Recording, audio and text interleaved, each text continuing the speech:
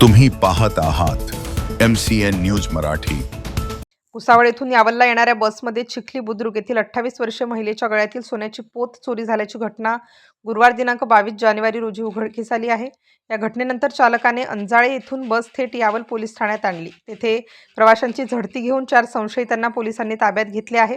भुसावळ येथून Yawal आगाराची ST bus क्रमांक MH20 BL 2714 घेऊन चालक मधुकर शंकपाळ हे यावलसाठी येत होते। या बसमध्ये प्रवास करणाऱ्या भुसावळ येथून शुभांगी लोमेश सावळे ही महिला प्रवास करत होती। सदर महिला रस्त्यातील अंजाळे येथे उतरत असताना त्यांच्या गळ्यातील 3 ग्रॅम सोन्याची पेंडल व मोती असलेली पोत अज्ञाताने चोरून नेली। दरम्यान एसटी बस चालक वाहकांनी व घटनेनंतर ही बस यावल पोलीस ठाण्यात आणली। यावेळी बसमध्ये 50हून अधिक प्रवासी होते। यातील 2 महिला आणि 2 पुरुष अशा चौघांवर संशय होता।